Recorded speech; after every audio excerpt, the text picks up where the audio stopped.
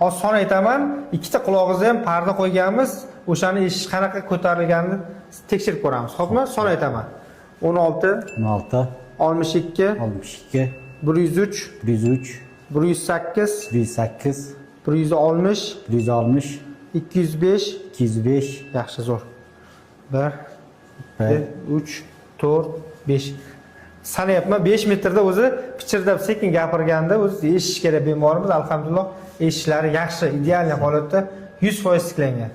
Oldingi holatidan qancha ko'tarildi? O'zingizdan aytingchi. ancha ko'tarildi. Qancha ko'tarildimi?